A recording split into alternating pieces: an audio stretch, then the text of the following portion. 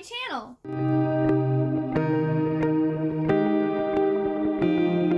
Today, or I should say, starting today, I'm going to be reading all 7 books in the Wayward Children series by Shonda McGuire. I've in the past, I won a arc of Every Heart a Doorway, and I read it, and I really liked it, and then for whatever reason, I never got any more of the books. I didn't read anymore.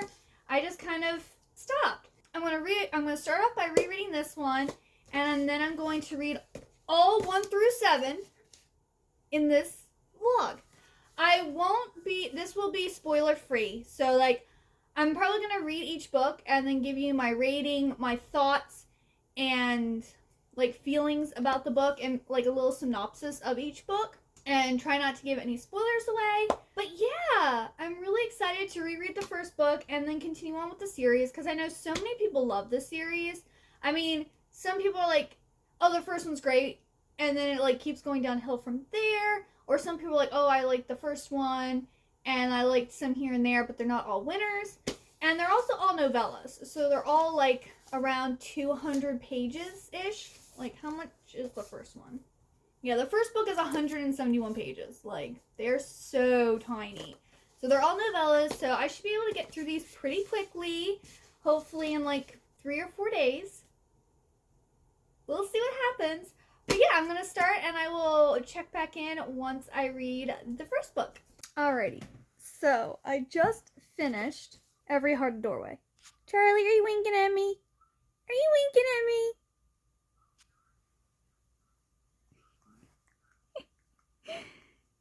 Oh, Charlie's so cute. I love my little sweet boy. Yeah. You got a stuffy nose? Anyway, so I finished the first book. And when I originally read this, so when this came out back in 2016, I got an arc of it.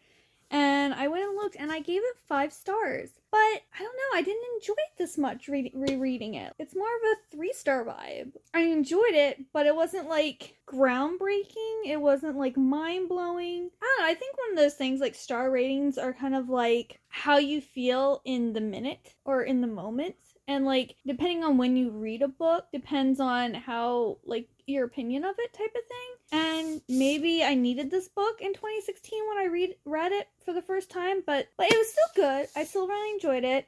I honestly didn't remember much of it, to be honest. I was just who gets murdered? Who did it? I can't believe I can't remember anything. So that also, even though I gave it 5 stars, I didn't actually remember anything from it.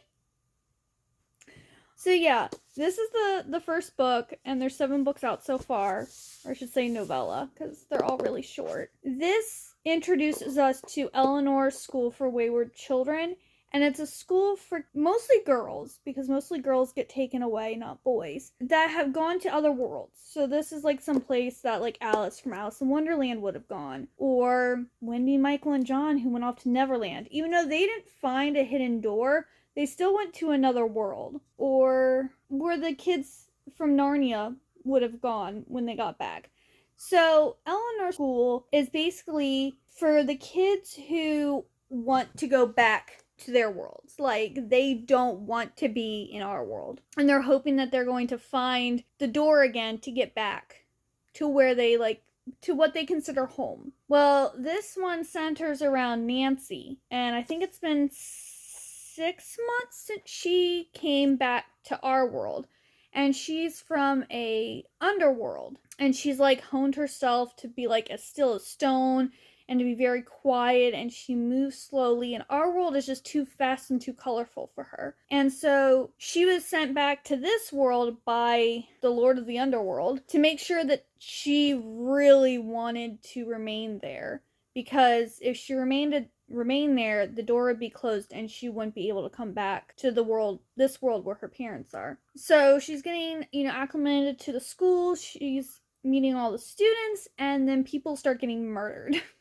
So she has to team up, well, she doesn't have to, but she teams up with some of the other students who came from more high logic worlds, and they're trying to figure out who did it. And yeah, I mean, it's good. It's a good story, but it just didn't hit me the same as the first time, even though I literally didn't remember the book at all.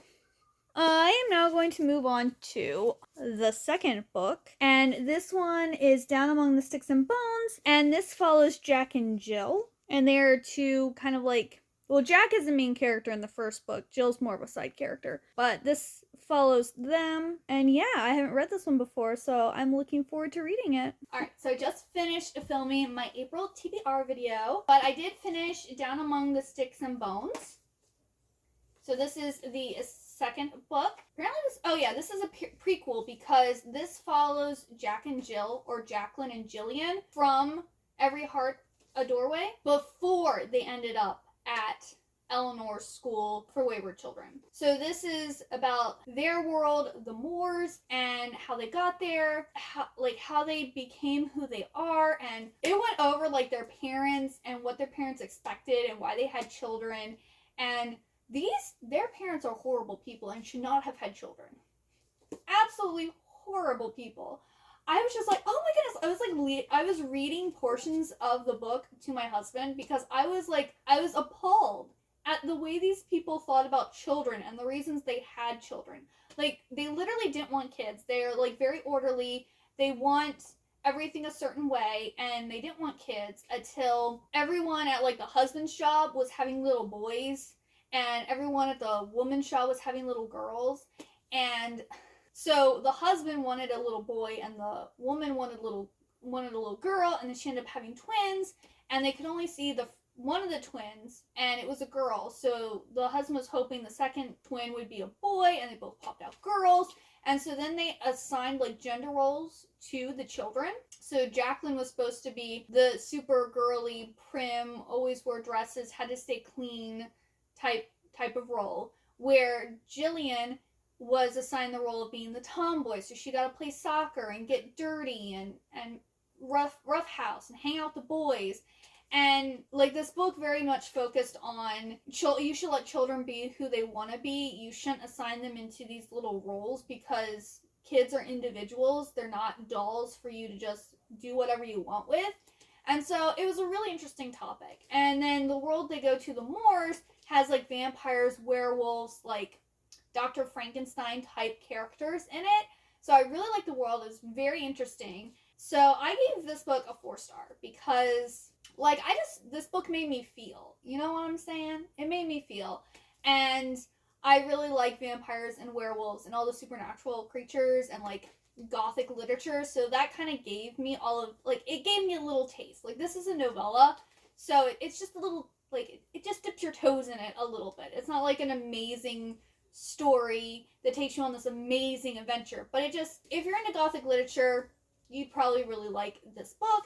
And all of these books can be read as standalones. You don't have to read them in order. I'm just doing that. This is done. And then I've started the third book, Beneath the Sugar Sky, and I am currently 19 pages in. So I'm pretty sure that I can finish this one today and hopefully get another one done, because it's only 3:26. So I have till like 1 a.m. in the morning. And who knows, if I'm almost done with a book, I might push it over. But yes, I'm going to hopefully get this done and 1 or 2 more before the day's out. And then if I can do that, because sadly my staycation ends today, so I'm not going to get all of... I was planning to read all 7 of these books during my staycation, but I ended up reading Jade Legacy because the live show was on Saturday, March 26th. And then I needed to get Daughter of the Moon Goddess read and my vlog, and like vlog that so I can get that up on April 1st. And I just didn't think I was going to have enough time to do that the 4 days after, my staycation. So that pushed this back a little bit. But these are like super quick, super easy to read, which I figured they would be. So I could probably, hopefully finish them by like Monday evening. I might have to work late tomorrow because generally when I get back from a staycation, I have a lot of work to do. There's a lot of emails to go through. I also have to like contact people to pay their bill, which I technically was supposed to do this week, but I'm on staycation, so it's delayed. So yeah, I might have to work like an extra hour or something tomorrow, but I should still probably be able to read one of these books tomorrow. We'll see what happens. But I will check back in with you all after I finish Beneath the Sugar Sky. Alright, so I've actually been really productive, and I've read 3 more books in the series. Yeah, I know I was supposed to, like, you know, check in after each one, but I just kept on finishing them, like, really late at night, and generally my husband was, like, already asleep in bed, so, and from, like, filming, or my husband had his friends over and it was too noisy to film. I have finished Beneath the Sugar Sky, and this is the 3rd book in the series, and this one is a sequel. This one was a sequel to Every Heart an Open Door, and in this one, this takes place shortly after Every Heart an Open Door, and Sumi's daughter comes from confection to get her mom, and then realizes she's not there at the school anymore, and with the help of Cade, Cora, who's a new student, Nadia, and Christopher, they all go in search to get Sumi and put her back together. Spoiler without really a spoiler. I'm not going to tell you. Something happens to her in Every Heart an Open Door, and something's happening to Rennie, so they have to get Sumi back. So yes, that is what this is, and they actually visit several different worlds. They go to the Hall of the Dead, and then they go to Confection, but so they travel a little bit in this, and this one is the sequel. Then the 4th book, in Naps and Dream, this is a prequel standalone novella that's about Lundy. So Professor Lundy, who is also in Every Heart an Open Door. This is her story about, like, her life and her finding her door and everything that led up to her now kind of being at the school. And I really like Lundy. Lundy's my favorite character. The story itself is okay, but Lundy's, like, a big reader. She loves reading. She goes to this world, the Goblin Market, and there everything needs to be exchanged for fair value. So if you ask a question, you're supposed to, like, pay something that's fair value to receive an answer. If you're gonna get food, it's about trading, and everything is a trade, and if you can't trade or give fair value, you accrue debt, and you find out the consequences of debt as you get into the story. And I kind of really like this because I found that with these books, Shauna McGuire is making, like, social commentary about different things, but she does it in such a way that you're like, yes, I feel it, I get it, instead of, oh my goodness, this person is being preachy, or, oh, I wanted to read a fantasy story, not, you know, read something with social commentary in it. Like, I think Shauna McGuire does a really good job with inputting social commentary without making it feel preachy or like propaganda or something like that. Like, this one definitely focuses on the the economic disparity between people. Like, there's one point where they're explaining the Goblin Market, and they were saying, you know, if I have 1 ribbon in my hair and you have 100 ribbons in your hair, why is it fair to ask me for 1 ribbon for a pie and you for 1 ribbon for a pie? That's not fair. To me, that 1 ribbon is a lot more precious than 1 of your ribbons. So that kind of, like, with the whole, like, money thing, why is it that everyone has to pay the same thing for something when for some people it costs a lot more than for someone else? And I found that, like, really interesting. Like, I mean, some countries do the bartering thing, like they're more open to bartering and stuff, but here in America, it's like, no, the price is the price. You can't barter for it. Mel from Mel Reads has been talking about how she's looking to, like, move into an apartment, and she's in Panama, and there you can actually bid on how much you pay for rent on an apartment. We're over here in America, no, this is how much the rent costs. If you don't want to pay that, then look elsewhere. Like, there's, you know, sometimes you can get them to take off the security deposit or, you know, lessen the security, but the month per month, like, price for rent is what it is. You can't get around that. So, like, in other countries, apparently, you know, you can bid on rent and different stuff like that, which I found really interesting. So yeah, this is more like a bartering society, but it's, like, very structured in a way that you have to give fair value for what you receive. So I found this really interesting. And then Come Tumbling Down is the 5th book, and this again is following Jack and Jill. This is like what happens after what happened in Every Heart an open door. Jack comes back in Jill's body to get the help of Cade, Cora, Christopher, and Sumi to go back to the moors to stop her sister from doing what she's going to do. Yeah, it was really good. I mean, I didn't like this one as much as Down Among the Sticks and Bones. I didn't like this one as much as that, but it was still good. I still enjoyed it. Got it read really quickly, and I gave all of these 3 stars because, I mean, they're interesting, they're enjoyable, they're definitely worth reading, but I wouldn't say that they're really, really good or that they're favorites. So yeah, they're just getting 3 stars because they're good. I enjoy them, but yeah. So I have 2 books left. I don't think I'm going to get both done before March is over, so this vlog will bleed into April. Yeah, I'm still getting these done really quick, and I'm really happy about it. So I will check in when I read some more. All right, everyone. I have now finished the 6th book, Across the Greengrass Fields, in the Wayward Children series. And this one I also gave a 3-star. This one, we meet a new girl. However, we learn that she has... So it looks like she is intersex, and she has the XY chromosomes instead of the XX chromosomes. But it sounds like she has girl parts instead of boy parts. And she loves horses. She's obsessed with horses and riding horses. And she was best friends with Laurel and Heather. And Heather ends up bringing a snake to school one day. And Laurel, like, freaks out and says that, like, Heather's a freak.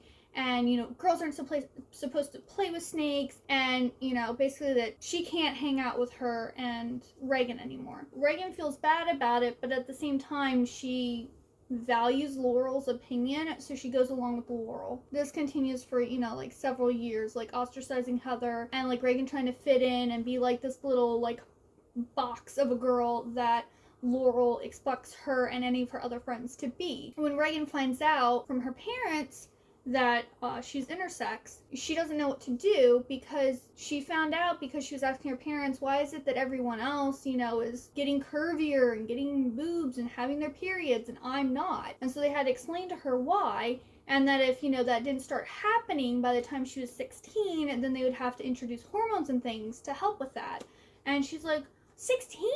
She's like, that's too long away. Well, she ends up the next day telling Laurel, and Laurel's like, you're a boy? Ew, you've been in the girls' locker room. Like, I'm gonna tell, you know, basically freaks out on her like she did with Heather and the snake. So Reagan goes running away and finds her door to the Hooflands, where she finds centaurs and unicorns and Kieran and kelpies and all those cool, like, mythical creatures. So she ends up being there for 6 years. And they're like, humans are special, and humans are supposed to show up when the Hooflands need them to, like, be heroes. And so she's trying to get used to living there and figuring out how she's supposed to be a hero and all this stuff.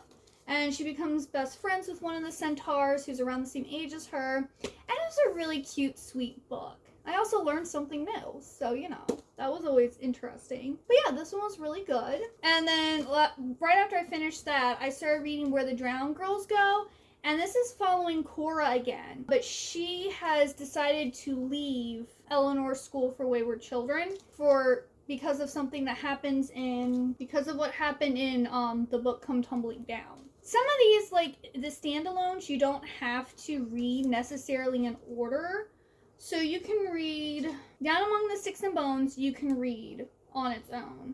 In an Absent Dream and Across the Greengrass Fields. So basically 2, 4, and 6 can be read as standalones. All the other ones are, like, interconnected. So One Every Heart Doorway pretty much introduces all of the characters that we've met so far, except for Reagan.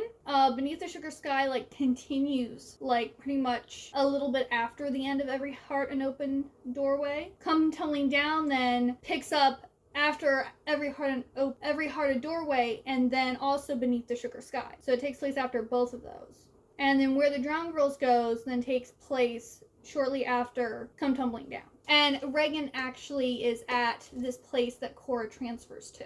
I don't know if she's going to be more of a main character in this or not, because I've only gotten to page 50. And there's 150 pages in this, and Reagan was just introduced in this. So yes, this will be the last book for this reading vlog, because it's the last one. The The 8th one is coming out January of 2023 though, so there's another one coming. We got more. I'll let you know my rating and what I think of this when I'm done. Alrighty, so I just finished reading Where the Drowned Girls Go, which is the final one so far in the Wayward Children series. And this one, I think I'm gonna give a 3-2. Because, I mean, I gave all of these 3s except for Down Among the Sticks and Bones, because I really like that one. And I enjoyed all of them. This is a great series. I highly recommend it. It's just, I didn't really like them, and they're not new favorites. So 3 means I like them, but they're not a new favorite or anything. But it's still a really great series. They're really quick to read. This one, as I think I stated previously, is about Cora, and she transfers to the Whitethorn Institute, which is the sister school to Eleanor's school for Wayward Children. But this one, they're basically trying to brainwash you into thinking that the world that you visited was a dream. It wasn't real. You need to let it go. The things that, were real there aren't real here. So those things aren't true. And Sumi comes to save Cora. It's a corrupt institution, so they gotta escape. So this kind of reminds me a lot of, was it Just Beyond? It's a new Disney Plus show that came out, I think, earlier this year. That's it's almost like the Twilight Zone. That's what it's like a kid teens version of the Twilight Zone. And one of those episodes were about these misbehaved girls who get sent to this boarding school where they all have to dress a certain way and have their hair a certain way and act a certain way. And they get punished and stuff if they don't. And the girls discover what's going on and that it's bad, and they escape. So it kind of reminded me a lot of that, but with the Wayward Children characters in it. Well, everyone, that is the end. Thank you so much for watching. If you like this video, please, give it a thumbs up. Also hit that subscribe button down below. And if you got all the way to the end, please leave me the unicorn emoji, because there were unicorns across the Greengrass fields, which I like, and I love unicorns. So leave me a unicorn emoji down below, and I hope to see you next time. Bye-bye!